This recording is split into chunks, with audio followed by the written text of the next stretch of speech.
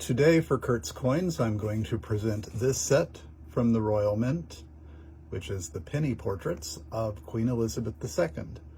This week is the second anniversary of the death of Queen Elizabeth II.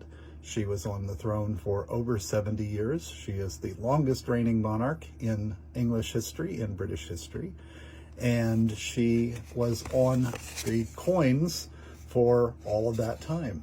This is a set called the Penny Portraits, and what it does is it shows the 5 different designs of her head on the coins throughout her reign. Each coin had a particular design, and they would last for a number of years, sometimes decades, obviously, because 5 goes into 70 quite a number of times. What we see here is from the very beginning to the end, she's always facing the same direction. If you take a look at modern coins with Charles on them, he is facing the opposite direction. If you look at coins of her father, King George, they were also facing the opposite direction. That's a custom in British history that the monarchs, since Charles I, Charles II time, before then it was a little less regular in this. Since that time, it's always flipped back and forth in the reigns of the different kings. We had a little bit of an anomaly because there were no English coins that were issued with Edward VIII's head on them. There were a couple of coins in a couple of different regions of the world, but they didn't have his head on them. There were a few designs made, but they were never issued for circulation. But this set has a nice collection of 5 coins. It talks about the history of the penny. It starts out with this one, which is 1 penny, and notice how much larger it is. I have some regularly circulated pennies. Notice how much larger this one is than the ones that are regularly circulated now. This is the size of the penny when Queen Elizabeth became the queen in the early 1950s.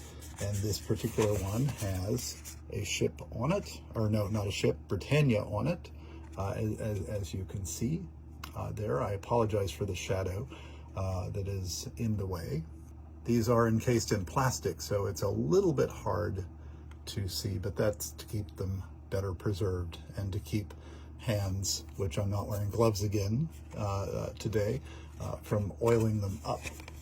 But I do have some circulated ones, as I said before. Here is a halfpenny. Notice it's the same effigy of the Queen on it.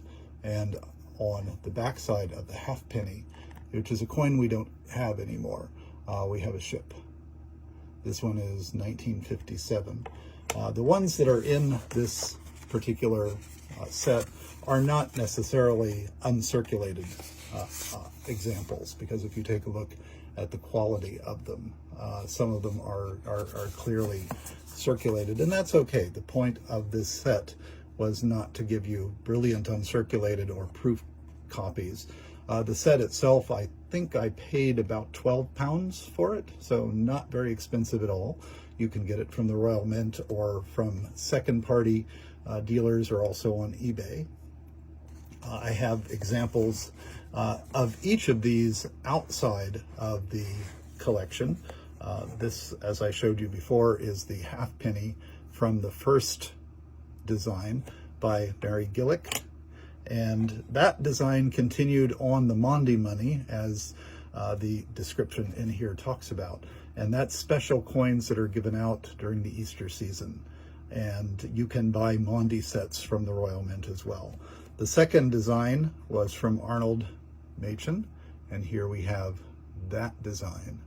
And notice what we have on the back of this one is 1 penny, and it has already gone from the larger design to the smaller design at this point. Then the third design we have is this one from Raphael Makloff, and this one also has the crown and portcullis on the back side there, which is also a symbol for Parliament, by the way. The next one is from Ian Rank Broadley, And this one I have an example of a tuppence, a 2-pence piece. Again, the effigy is going to be the same, but I thought I'd get this one because it's a little bit easier to see since it is a larger coin. The intention here is to fill the coin with the head of the queen. And that same design continued on with the final one with Jody Clark's design here. And you can see in this one, she fills, if you look very, very closely, you'll see just underneath the neck a little inscription of JC for Jody Clark. You also will see on the last one here, right underneath the neck, again, IRB. There is a little mark on this one, which, no, not that one, this one here, but I'm not sure if that little mark is RM or not. My magnifying glass actually won't magnify it large enough. The older 2 coins do not have that mark on them. But again, in celebration of the queen, we have the crown and portcullis and her effigies on all of these coins from the decimal time up until the most recent one, when they shifted to a shield design for the coins.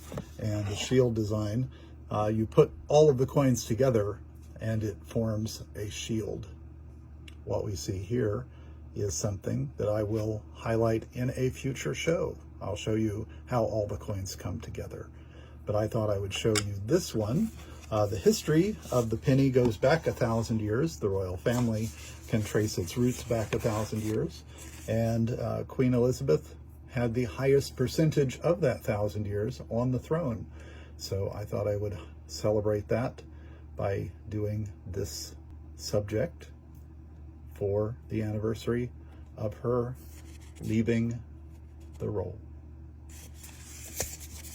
On the back, it will talk about the different alloys that are made and the different designers.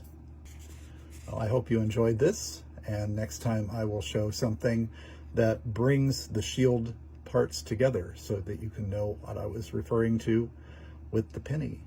Thank you for joining me, and if you enjoy this, please like and subscribe and comment.